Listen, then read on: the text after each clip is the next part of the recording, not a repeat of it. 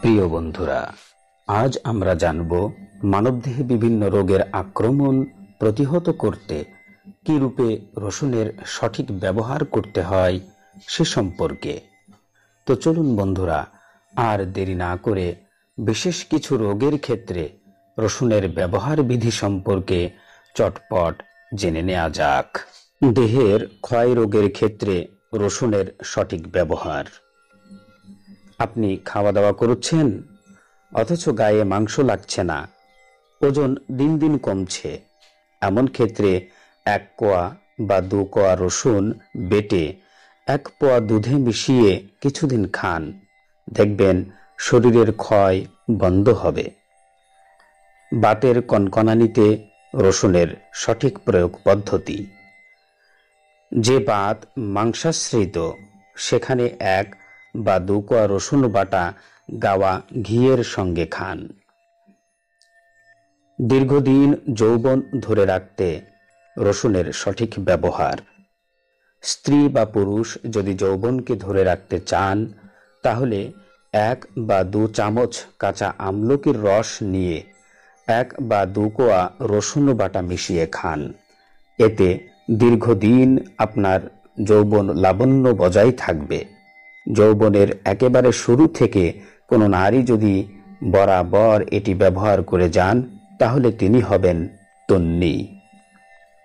শুক্র তারল্য রোধে রসুনের সঠিক ব্যবহার।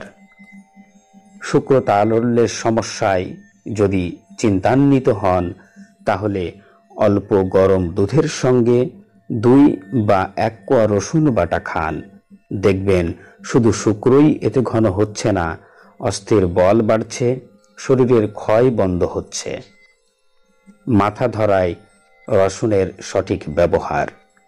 বায়ুর প্রকোপে যদি সর্দি না হওয়া সত্ত্বেও মাথা ধরে তাহলে দিন কয়েক 2 বা 1 ফোঁটা রসুনের রসের নস্যি নিন।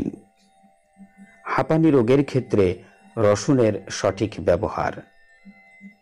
যে হাঁপানি রোগে নিঃশ্বাস ছাড়তে কষ্ট হয়, রসুন তাতে উপকার দেবে। প্রতিদিন 1 বার করে 1 কাপ ঠান্ডা দুধে 5 বা 7 ফোঁটা রসুনের রস খান। পুরনো জ্বরে রসুনের সঠিক ব্যবহার পদ্ধতি। ঘুষঘুষে জ্বরে, অর্থাৎ যে জ্বর কমে বটে কিন্তু পুরোপুরি ছাড়ে না, তাতে রসুন ফলপ্রদ। 5 বা 7 ফোঁটা রসুনের রসের সঙ্গে আধ বা 1 চামচ গাওয়া ঘি মিশিয়ে 3 বা 4 দিন খান, দেখবেন আপনার জ্বর যত পুরাতনই হোক না কেন তা সেরে গেছে। প্রিয় বন্ধুরা, আপনি যখন নিয়মিত রসুন খাওয়ার অভ্যাস করবেন সে সময়ে অবশ্যই মনে রাখবেন মাছের সঙ্গে বা কাঁচা দুধের সঙ্গে কখনো রসুনকে খাবেন না, এতে রক্ত দূষিত হয়ে পড়ে।